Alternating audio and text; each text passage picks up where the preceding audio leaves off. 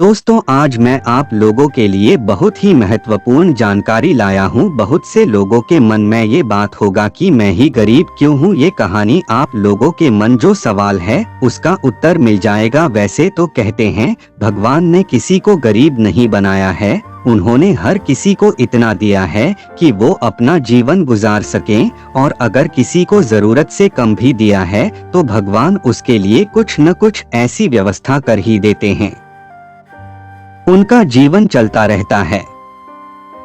हम अक्सर दूसरों की अमीरी देखकर अपनी अमीरी और गरीबी का अंदाजा लगाते हैं। यदि हमारे पास 10 रुपए हों और सामने वाले के पास 100, तो हम अपनी नजरों में गरीब हो जाते हैं और सामने वाला अमीर हो जाता है। हम यह नहीं सोचते कि एक व्यक्ति कितनी मेहनत से रुपए कमाता है। एक 100 काम कर रहा है, उसकी जरूरतें क्या हैं? हम तो बस दूसरे की दौलत देखते हैं और अपनी राय बना लेते हैं। एक बार की बात है, ऐसा हुआ। एक राज्य के राजा ने गौतम बुद्ध को कुछ दिनों के लिए अपने राज्य में आने का निमंत्रण दिया।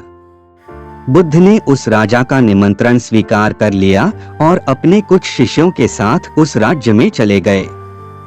राजा ने बुद्ध से मुलाकात की और उनसे कुछ दिन वहां रहकर अपने राज्य के लोगों की समस्याओं का समाधान करने और उन्हें धार्मिक मार्ग पर चलने की शिक्षा देने का अनुरोध किया।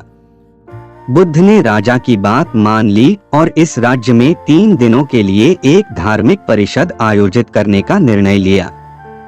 गौतम बुद्ध के आगमन की खबर पूरे राज्य में फैल गई और धार्मिक सभा के पहले ही दिन बहुत से लोग आए। उसी राज्य के चौराहे पर एक भिखारी बैठा रहता था।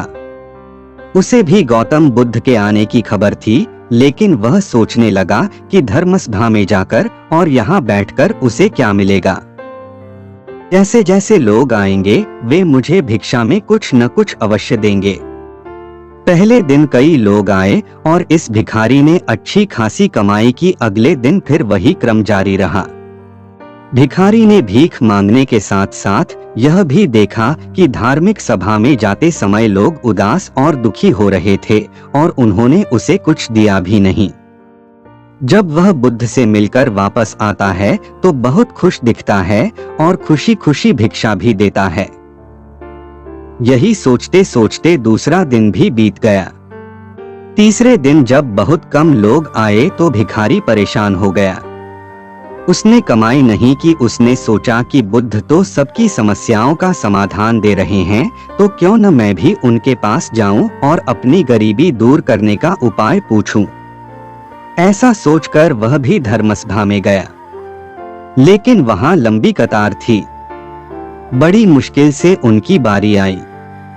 बुद्ध के पास पहुंचकर उसने प्रणाम किया और कहा, प्रभु, इस गांव में सभी लोग सुखी हैं और सभी लोग धनवान तथा सुख सुविधा संपन्न हैं, फिर मैं गरीब क्यों हूँ? तुम गरीब हो क्योंकि तुम हमेशा दूसरों से मांगते रहते हो, लेकिन कभी किसी को कुछ नहीं देते हो। भगवान बुद्ध ने उस भिखारी को देखा। आपको लगता है कि लोग तुम्हें भीख में बहुत सारा धन देंगे, लेकिन आप किसी को बदले में कुछ भी नहीं देना चाहेंगे। यह सुनकर भिखारी बड़े आश्चर्य से बोला, हे प्रभु, क्या मैं लोगों को कुछ दूंगा? मैं भीख मांगकर ही गुजारा करता हूँ। मेरे पास देने को आखिर है क्या?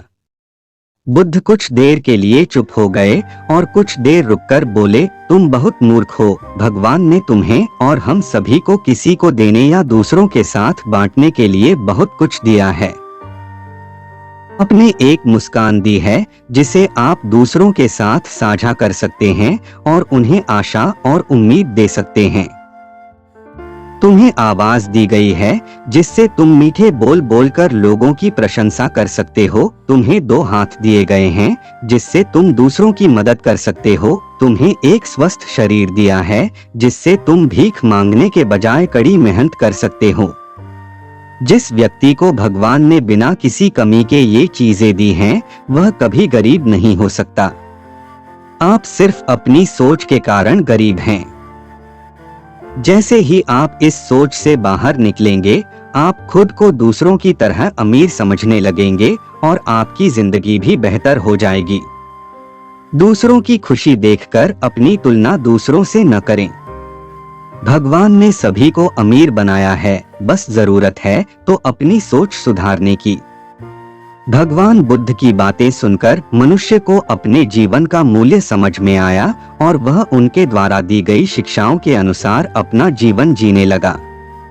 जब हम सभी अपनी तुलना दूसरों से करते हैं या दूसरों को खुश देखते हैं तो हमें लगता है कि हमारी जिंदगी खराब है और बाकी सब मजे कर रहे हैं। हम अपने जीवन में कभी भी अच्छी चीजों पर ध्यान केंद्रित नहीं करते हैं। हम कभी यह नहीं सोचते कि भगवान ने हमें स्वस्थ शरीर दिया है, जो सबसे कीमती चीज है।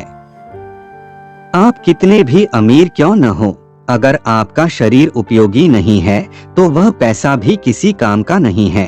और वहीं अगर आप गरीब हैं लेकिन आपका शरीर बिल्कुल स्वस्थ है तो आप अपने आप में एक अमीर व्यक्ति हैं। कोरोना काल में हम सभी ने देखा है कि पैसे से ज्यादा जरूरी स्वस्थ शरीर है।